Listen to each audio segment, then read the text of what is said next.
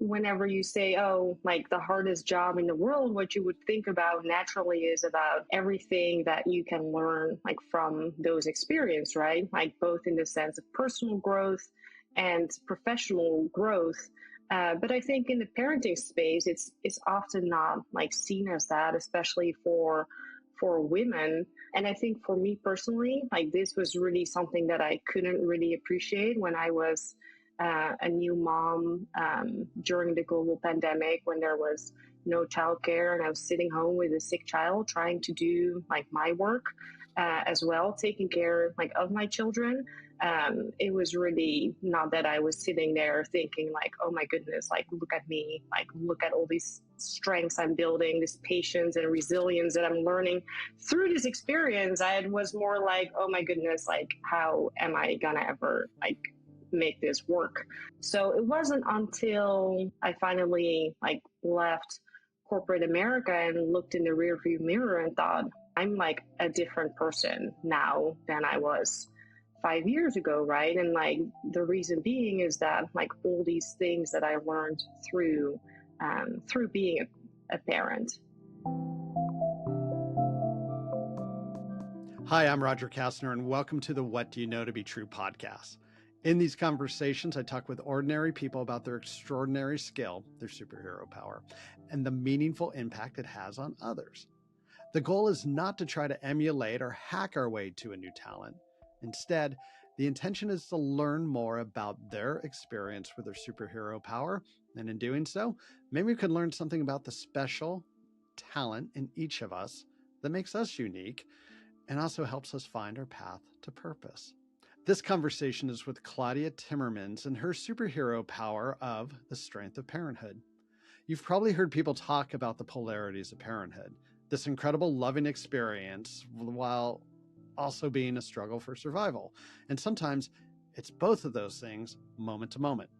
But we know in the workplace, the experience and capabilities one gets from parenthood is sometimes not just devalued, it's penalized. Claudia not only flips that thinking on its head, highlighting that those experiences and capabilities make for better, more capable employees, she also makes the case that gender equity is critical for higher performing organizations. However, she suggests that true gender equity won't come from new and different HR policies. It will come from someplace else. Claudia believes that gender equity starts at home. If you're ready, let's dive in.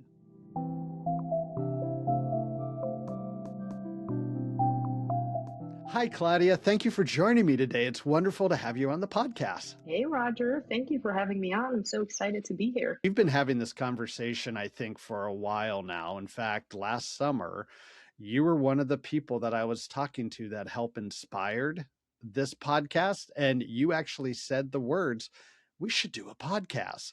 So a lot of credit for this goes to you inspiring this whole idea. So I really appreciate all those conversations, and I'm looking forward to this one. As we get started, what would you like us to know about Claudia Timmermans? I loved having those conversations over the summer, and I love what you've done like with your podcast. What I would like you to know about me is that I'm a mom of two very fearless children, a 5-year-old girl and a 3-year-old boy.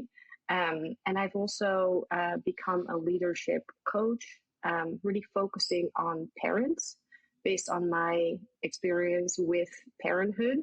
And it's just something that I'm like incredibly passionate about.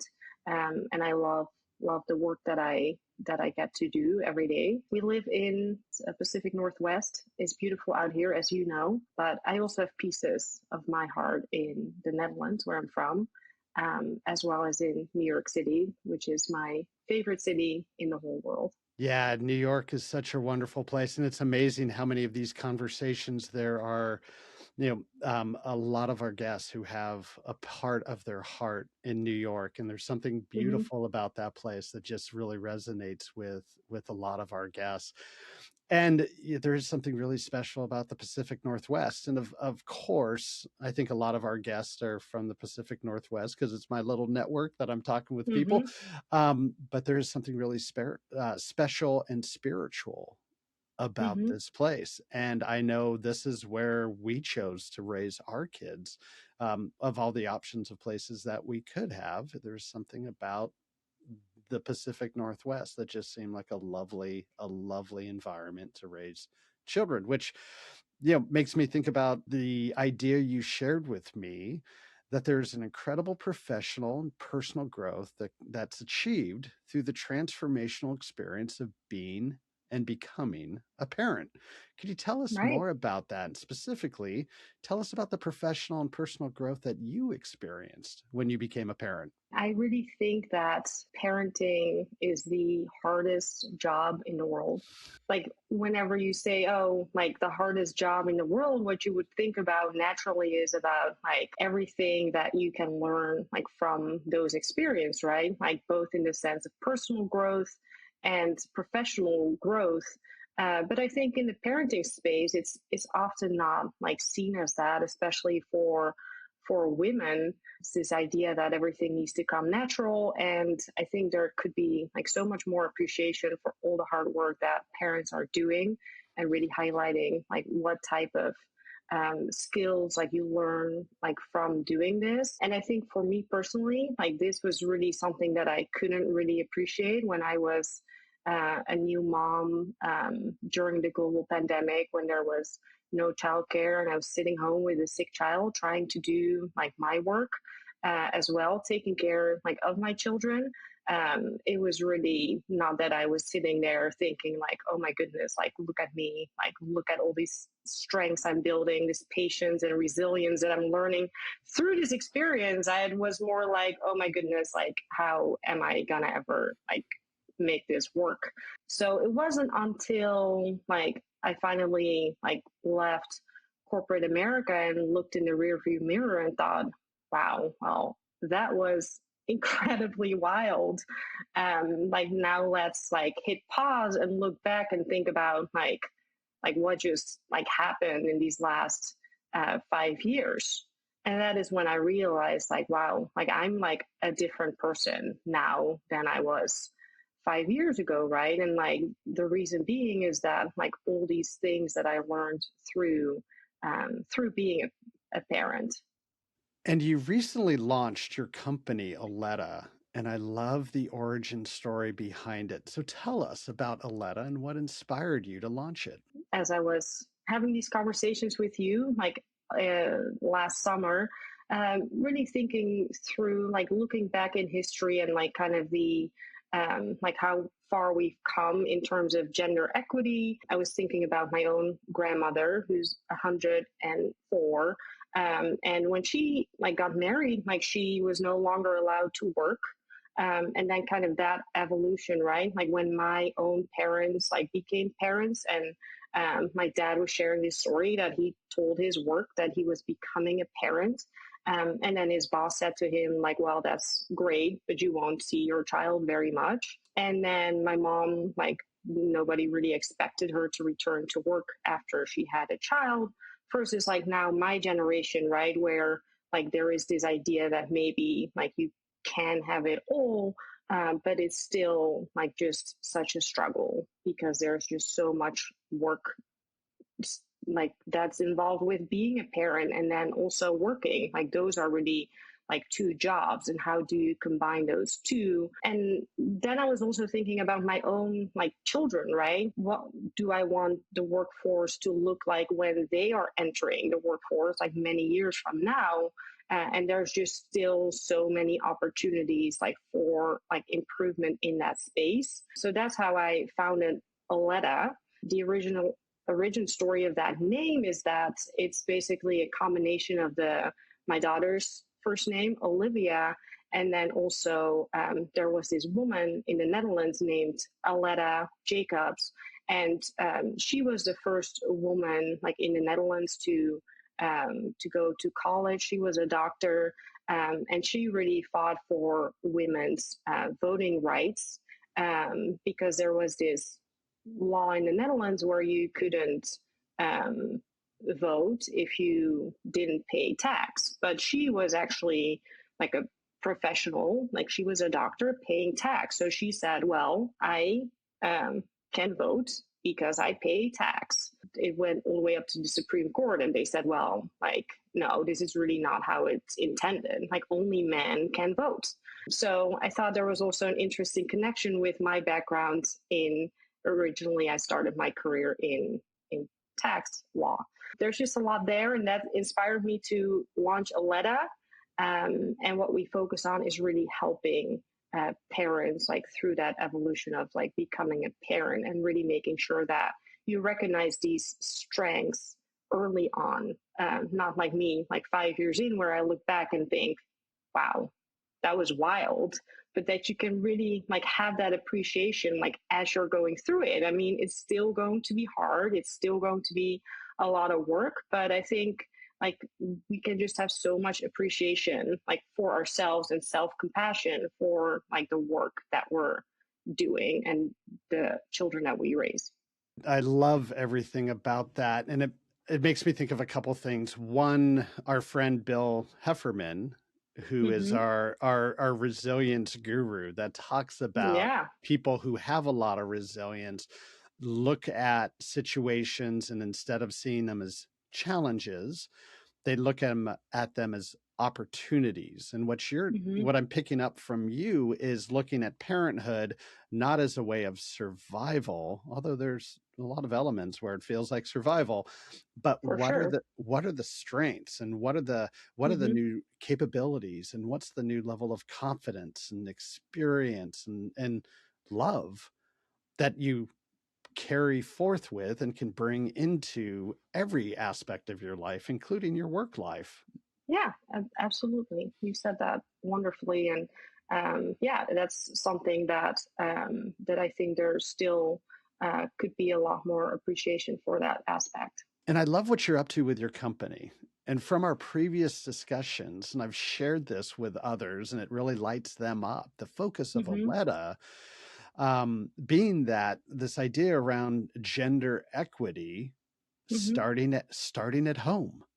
Mm-hmm. And when I've shared that with other people, it's interesting. I've noticed a difference in how the genders respond to that Yes. idea. Mm-hmm. Where, when I say gender equity starts at home, Mm-hmm. people who are female say yes. Whereas people who are male might be like, yeah, I can see that. And there's a little bit of, maybe more of a, realization that happens on one side more than the other. Mm-hmm. And, I haven't done exhaustive studies on this, but in my own Mm-hmm. experience, I've seen that. So can you share a little bit more about this thought that gender equity starts at home? The gender equity piece like starts at home. Like it's sometimes like very subtle, right? But like what has been shown is that like the gender equity often starts like during parental leave, when a woman takes parental leave and like takes care like of her child those first few months during that parental leave. That is where that like gender inequity shift like starts to happen, right? If you're feeding your child, buying everything for the child, really starting to make these like childcare arrangements if you are going back into the workforce. And this all just kind of just happens, maybe intentionally, maybe unintentionally. But the fact is that shift happens, and then that typically carries through as the children get older. Like, as you know, like obviously having older children, like all the like activities that come with it, like schooling, there's just so many tasks around like parenting. You now are basically looking at like an additional job on top of your real job. And really, like the biggest challenge, or one of the biggest challenges in parenting, is just time.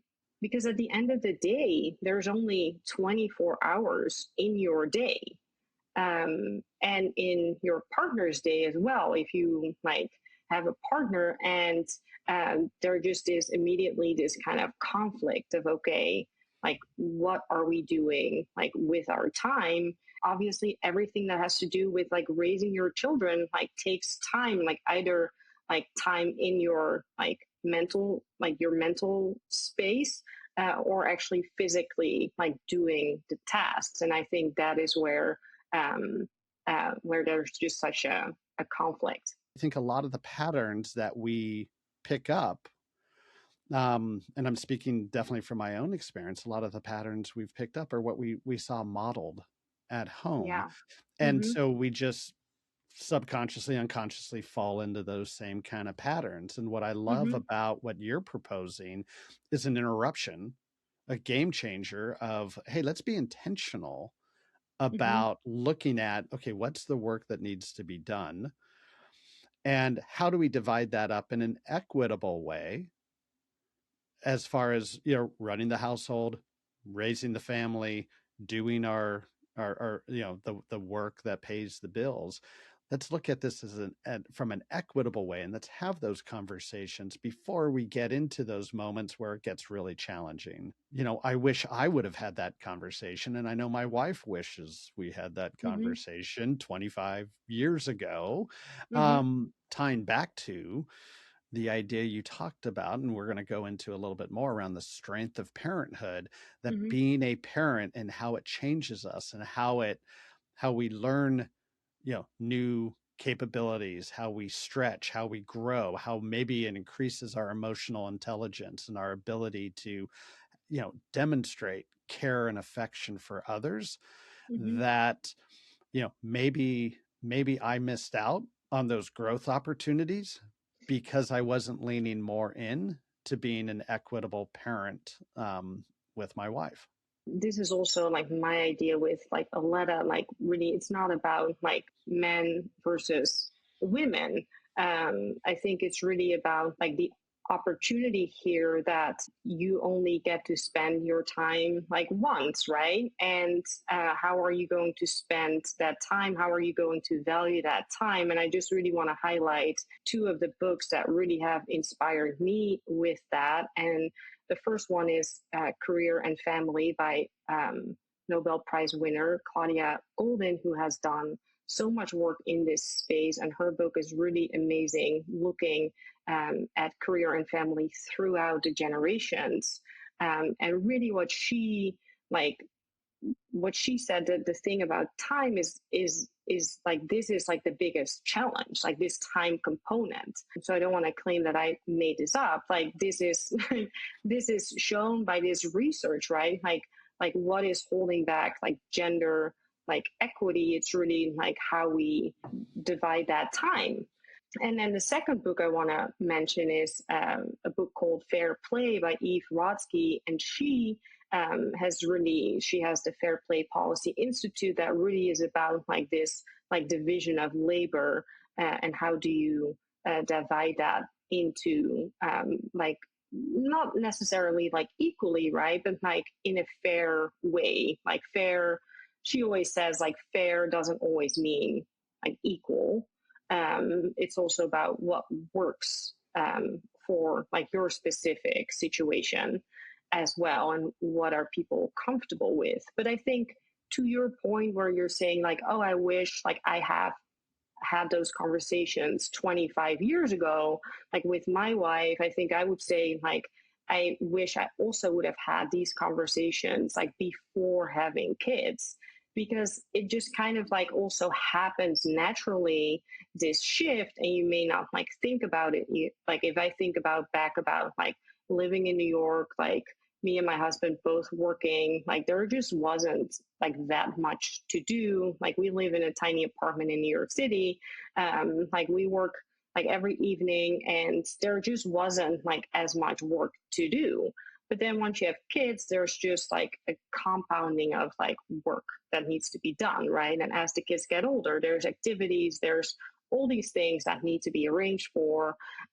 So there is just this all this work, and it just creeps up on you until you're maybe a few years in and you're looking back and you're like, well, okay, is this like equal? And that conversation is much harder to have like once you're like in the thick of it, right? Like as a parent, when you're just sleep deprived, like you're like both of you are just like, well, I didn't sleep. It's just this competition. Like you wake up and it's like, well, I didn't sleep.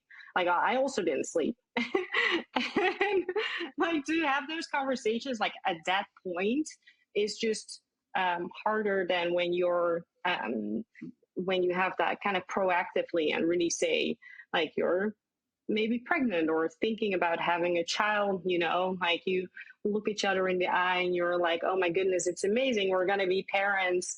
Well, now let's sit down like while we're still maybe sleeping and really think through like, well, what is this actually going to look like? And then like things change, like as your kids get older, like your situation may change. So it's like this constant ongoing dialogue and communication, right? Like the communication is just so like important and key to have these ongoing discussions and to fine tune and like iterate, etc. And like just as you would do like in the workforce when you're working on a project, I think that is just incredibly important.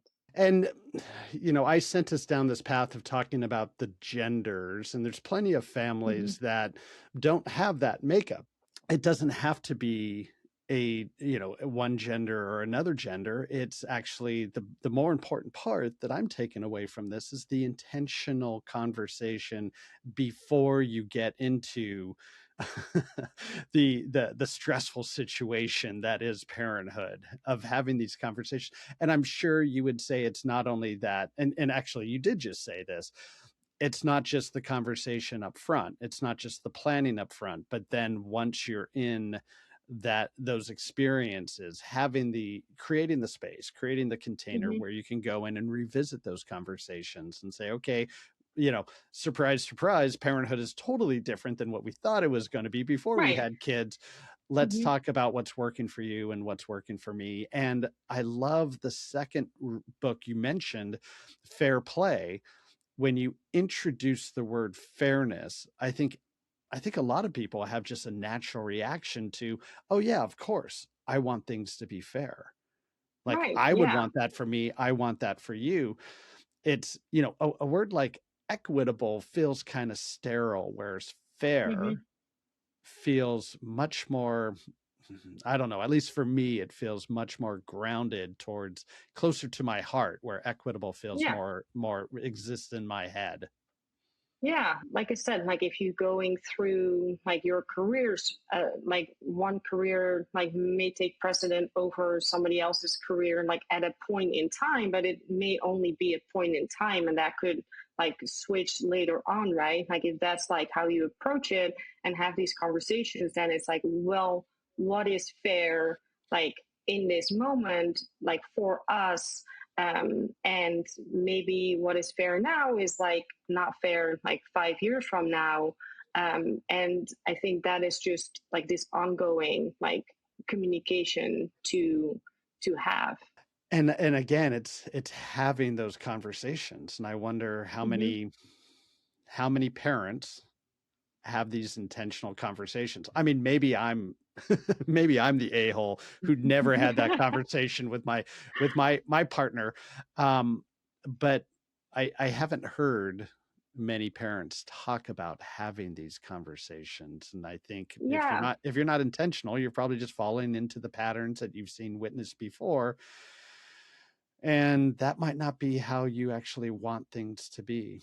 Yeah, and I think that's also why like they often say like, well, nothing like prepares you for parenthood, right? Hands up in the air. It's like, well, I didn't know like what I could expect. And like I totally like agree to an extent, like that's absolutely true. It is just like you can't really like imagine what it's like, but you can objectively look at like all the tasks that like come with being a parent, because people have been raising kids like as long as we can remember, right? Like so it's not this like kind of like aha moment of like this list of things that need to be done, like divided by age groups, like still like how you're going to react, like every child is different. Like yes, you cannot prepare for that, but like to say like you just kind of throw your hands up in the air and say, oh, nothing can prepare you for this is like,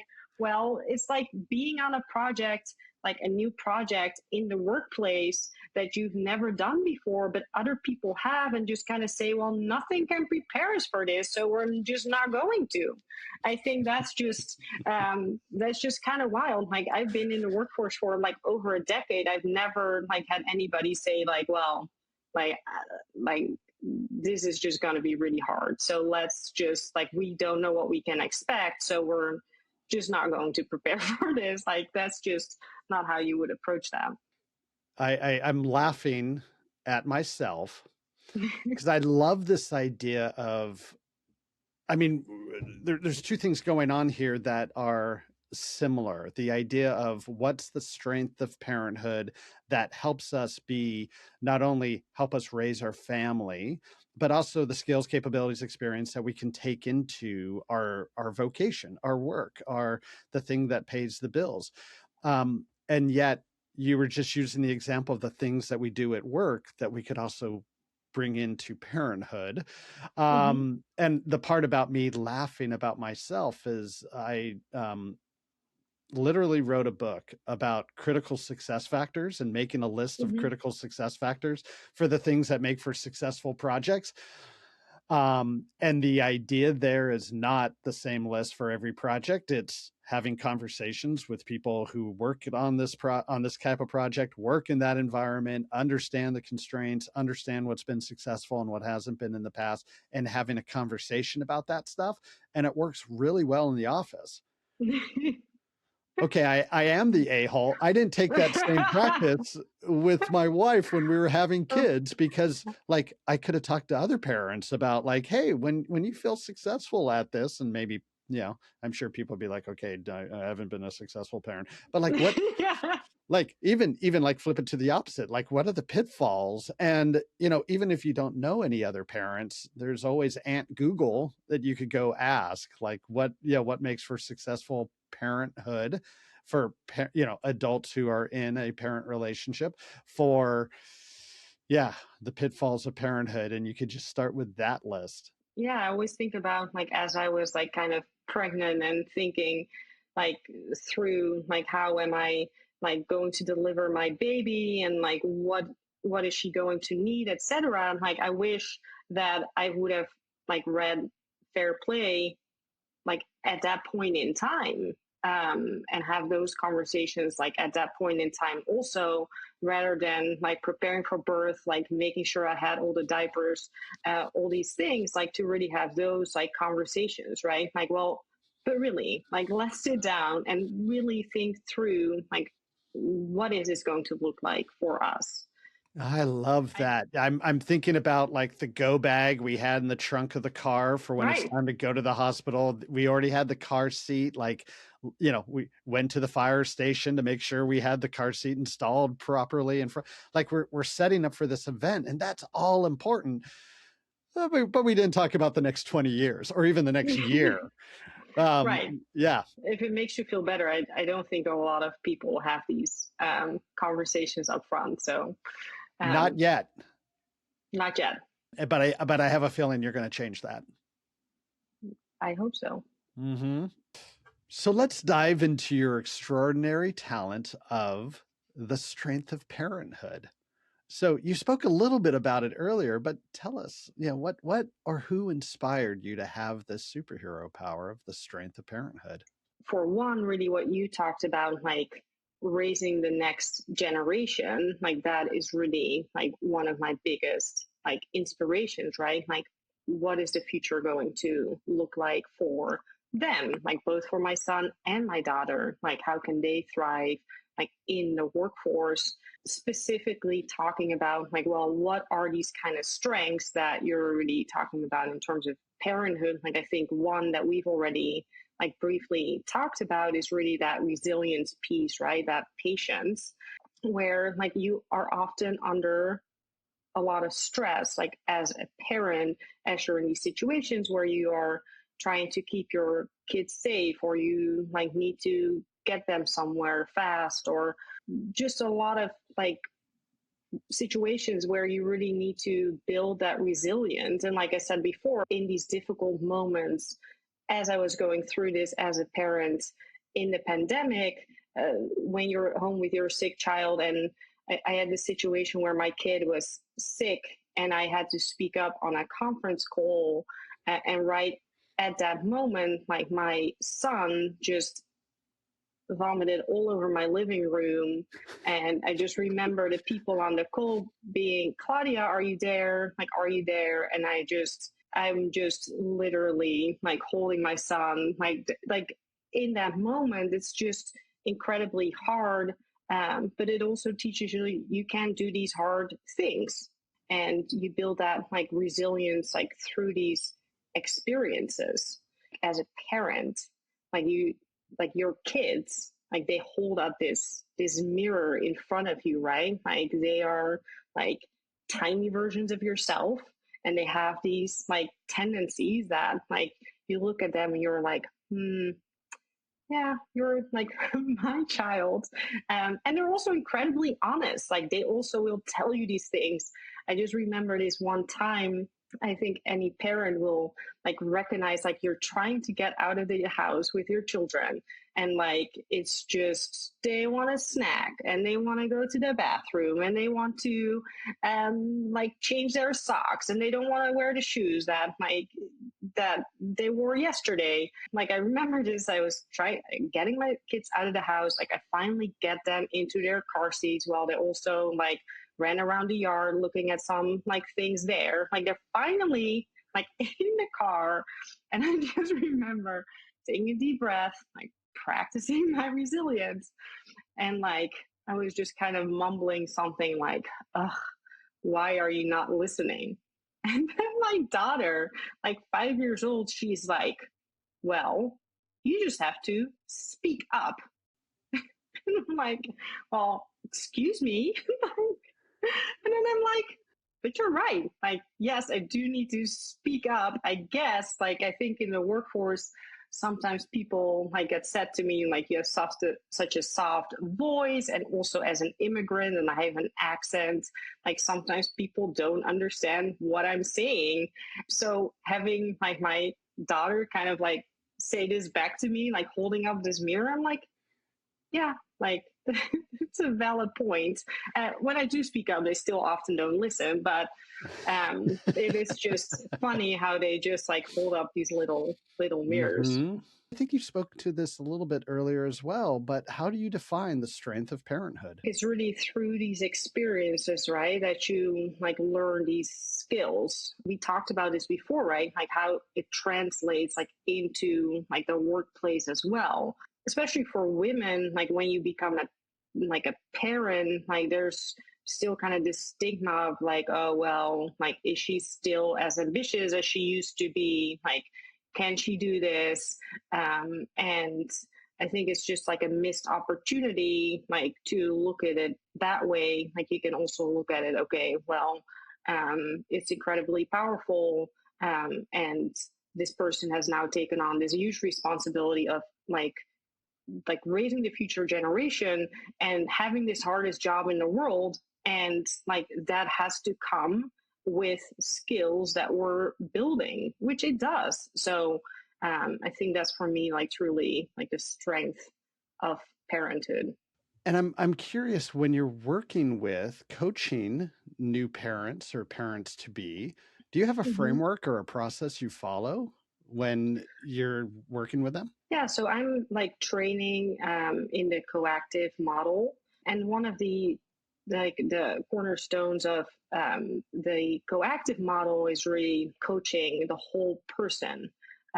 So this idea that like you are just like all the parts of you like together make who you are, and like where your like strengths are. So for me, that is really looking at people that way. Like you really value like all that a person brings to the table. So when I'm working with coachees, it's really this focus on like the whole person, right? Like how do you identify like what are your values, and how can you like learn from those and put into action, like as you're learning, like deepen the learning for the action is like what we say in the coactive model. And I think that's also really something that as a parent, like what am I learning here, and how can I use that to put into action? I love that question of what am I learning here? And yet I'm thinking about several times being a parent where I didn't ask myself that, but I might have showed up totally different, rather than, feeding off the emotions, but stopping to ask that question, like what's the opportunity to learn here? And I might have parented better with that question in mind.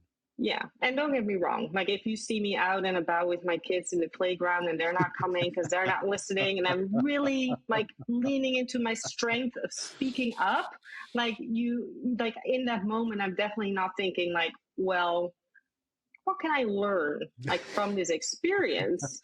Right. And that's also why coaching is such like a powerful tool, right? Because it really gives you this ability to like speak with a coach and really explore that, and um, really to evoke like that transformation, right? Because if you're talking about like your strengths, and this like transformation of parenthood, that's also what coaching is really like inspiring to do, to evoke that transformation. And I just really remember like listening to some of my like instructors on like the concept of evoking transformation through coaching. It's not like the movies, right? Like where you look at this movie and like this main character is standing somewhere and like this music starts to play and there's just all these light bulbs going off, and like, like that is not what like true transformation like would look like. It's just really these like small steps that eventually you look back and say, wow, like that was powerful.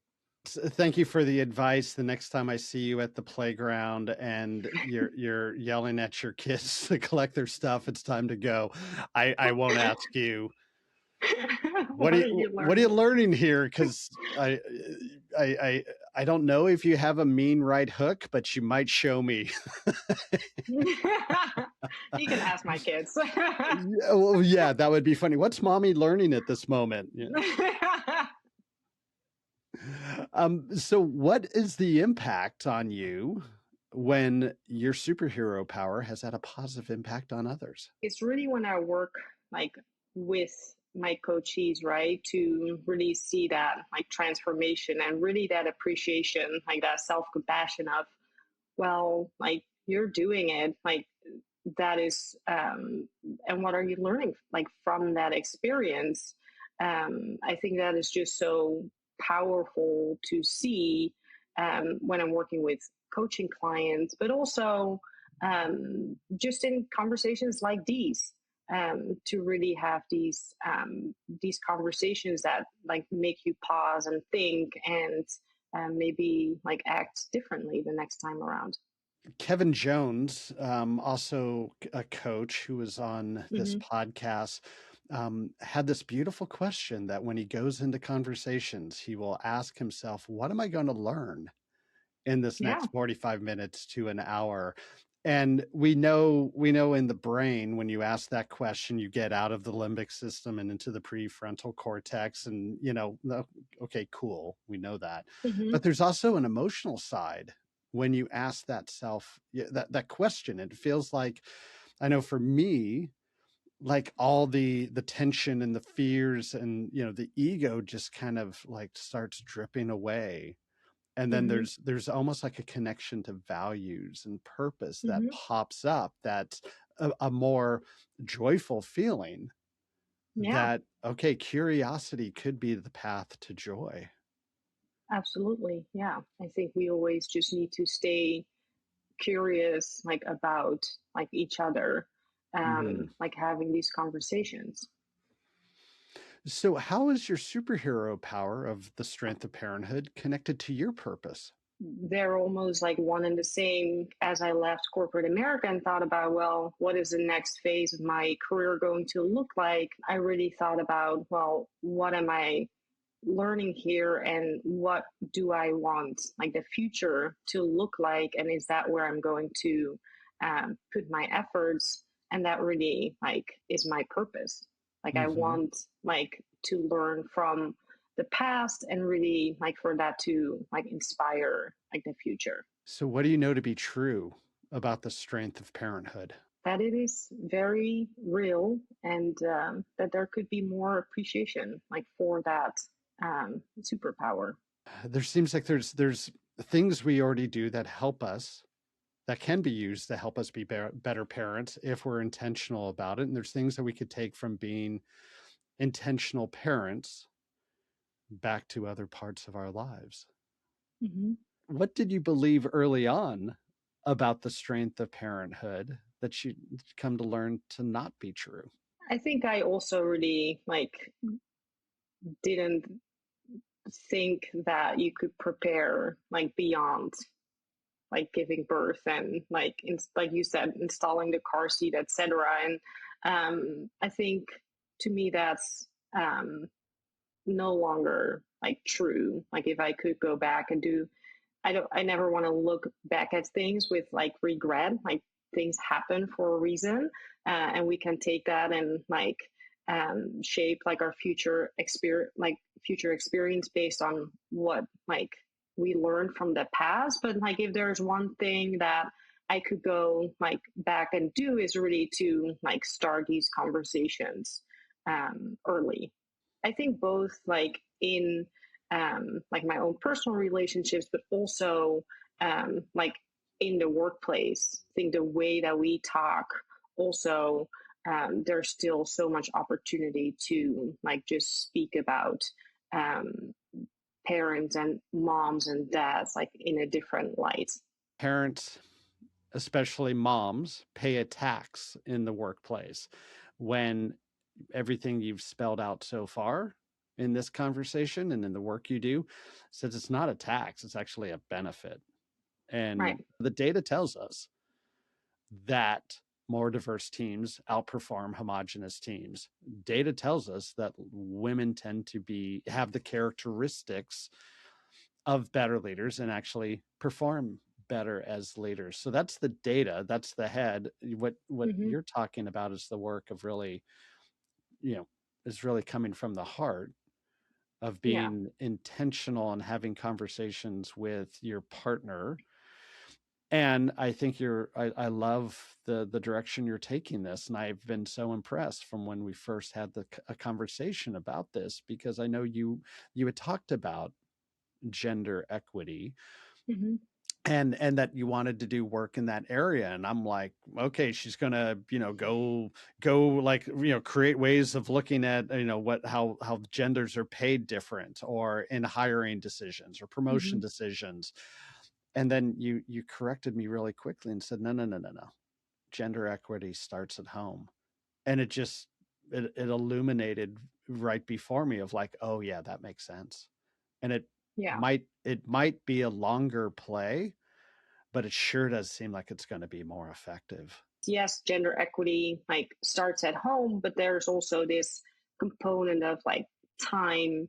How do you spend your time, and like how is that time valued? Like both like in the home as well as like in the workplace. Like how does your employer value like that time as well? And I think really like changing the narrative, like how we talk. I think like you said, it's so the patriarchy, like it's so deeply ingrained, right? Like I just remember before I had kids, I had this conversation with a colleague, and she was telling me that she had like gone somewhere the night before, and I said to her like, "Oh, like is your husband like babysitting?" Like, and she quickly corrected me, right? Like she's like, "Yeah, you mean like he's just parenting?" And like in that moment, I'm like, oh right, like this is like so like deeply ingrained Yeah. like in so many of it, because like you said, like we just kind of take like what we see like from prior generations, and then like go from there, and like what we see like informs like what we think like our expectations are like as parents, as moms, as dads, and those are still like different expectations.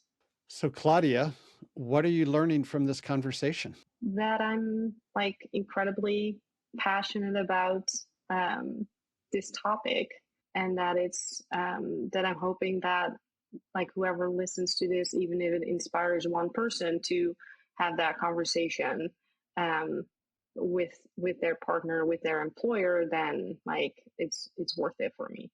And I'm learning from this conversation how this topic not only lights you up in the energy that's elevated in you, but you were meant to do this work. And I'm really excited to see the impact that you have working with new parents and the impact that's going to have not only in their families, but the impact it's going to have in the workplace. Yeah, thank you so much, Roger. Like one of the things for me, like that really, like it was for me such a struggle whether to like stay in my job or go do something else. And like one of the things was really that I wanted to be this like role model for my kids and show that like, yeah, you can do both things like at the same time. And I wanted to show that like to my daughter, but also my son. So then when I did leave corporate America, before I kind of had decided like what was next for me, like that was just something that I like struggled with, right? Like wanting to be that role model. So a few weeks ago, my like I picked up my son from daycare and he had like spilled my tomato soup all over his shirt. So his teacher had said like, oh hey, I'll give it to you like in a bag and then like your mom like can do the laundry. And then my son like corrected her and said, oh no, like both my parents do the laundry, like teamwork makes the dream work.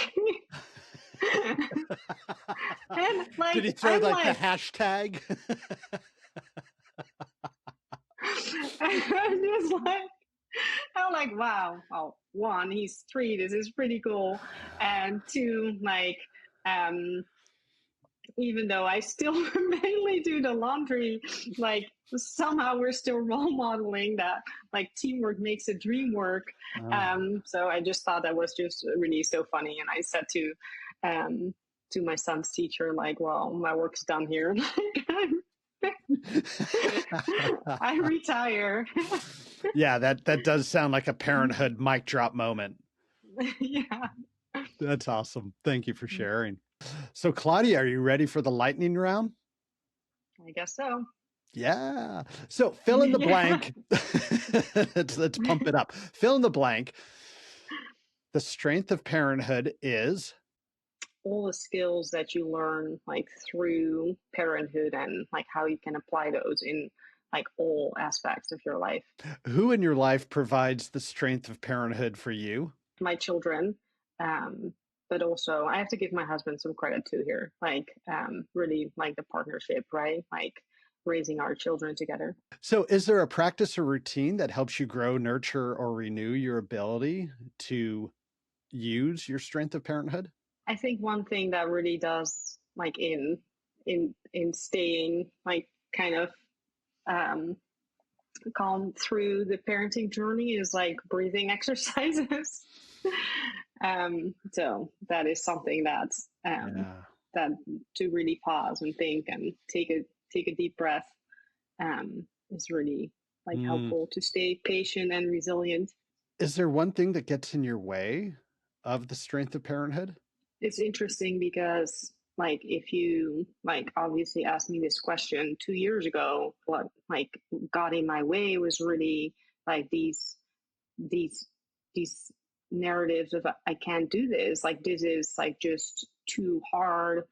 That also I think like taught me looking back that these are like moments in time, and they ebb and flow. And now what's getting in my way is just like parenthood is still a challenge. Like it's not like it's like every day like there's challenges to it, right? And like as your kids grow there's new challenges, but I think like really making sure that you um, tune into like your strengths like in these moments and know that you're learning growing together with your children. Like I think that really helps in making sure that you kind of tune out or like change these like inner narratives that we're telling ourselves. So I'm curious about something you just said. You said 2 years ago you had different ways of thinking about this. And it reminds me of a Hemingway line where he talks about someone going broke and they say that they went broke gradually, then suddenly. Um, and maybe that's the response here, but what was there something that happened in between the last 2 years that has really changed and shaped how you think about your superhero power? Was it something sudden or was it something gradual? Well, I think really like hitting pause on that career, right? And like kind of taking a moment to really pause and reflect and think about it rationally and really like letting go of some of these ideas of all the things that I should do Hmm. um, rather than like, well, what do I really want to do? And what kind of role model do I want to be like for my children? And I think that has really been like that pause has just been like really important to reshape that thinking in that respect. Yeah, thank you for sharing that. How important it is to take the pause. You were just talking about how important breathing is in parenthood, and Mm-hmm. that's that's a short pause, and sometimes the pause Mm-hmm. needs to be a little bit longer and a little bit more reflective. And it sounds like that's Mm-hmm. what helped you. Yeah. So, what word or phrase describes what the strength of parenthood feels like when it's had a positive impact? Empowerment, um, where you just really feel empowered through what you're doing. Yeah, yeah, living intentionally is Mm-hmm. very generative. If a listener wanted to ask you a question or follow up with you, where do you want to point them to? Yeah, I would love to connect through LinkedIn. Like I love having these conversations, and yeah, I can be reached through LinkedIn, and also my website aletaleadership.com is where you can find more about me and my company as well. And it's a gorgeous website. I know you put a lot of Thank work you. into it, and Thank you. after seeing your website, I'm like, I need to get to work on mine. Well, oh Thank my you. goodness, Claudia, thank you so much for sharing with us the strength of parenthood and what it means. You continue to change my thinking when it comes to parenthood. And I'm not done. I still get to parent my kids and Mm-hmm. work with my partner as far as how we're parenting our kids. The parenthood doesn't go away when they leave the Mm-hmm. house. So it's Right. still very instructive and very helpful. So I am grateful, and I am really excited for what the future holds for you and the impact you're going to have with so many families and the greater community in the world that you're going to impact. So thank you for sharing with us what you know to be true about the strength of parenthood. And thank you for the work you're doing. I really appreciate it. Thank you, Roger. It was just really lovely to be on this podcast with you. And thank you again for helping to inspire this whole podcast series. It was a great summer. It sure was. Okay, take care. Yeah. Bye-bye. All right. Bye-bye. I am very grateful for Claudia for sharing her story, for sharing the goals of her company, Aletta, and for sharing her path to finding her purpose. I hope you all found this conversation to be as inspiring as I did. And the question I'm asking myself now after this conversation is, what am I learning in this moment that I can be more intentional and thoughtful about? And I think the answer will be around identifying the strengths that I bring to any challenging situation and the strengths that I'm building as I grow through this challenging situation. What Do You Know to Be True is a Three Blue Pens production, and I'm your host, Roger Kastner. We are recording on the ancestral lands of the Duwamish and Suquamish people. To discover the ancestral lands of the indigenous people whose land you may be on, you can go to native-lands.ca. Okay, be well, my friends. The kids seem to be fine, and my wife still talks to me. So, there's some level of success. Can we start over? Can I start over? Oh. No. Nope. We're not. You are radiating strength in this conversation. Oh, thank you. I thought you were going to say you're talking too much. You got to. It is an interview. Like I would be Yeah, maybe there's a theme of me being an a-hole. That would be a very a-hole thing of me to say. Have you watched Ted Lasso? Yeah. You know, with the part where Rebecca does her Amy Cuddy like power pose, like I usually sleep through a lot. I need to go back and rewatch a lot of everything, Renee. So let me paint the scene. So Rebecca does her Amy Cuddy power pose, and the Juno Temple character responds like, "Holy shit, let's invade France."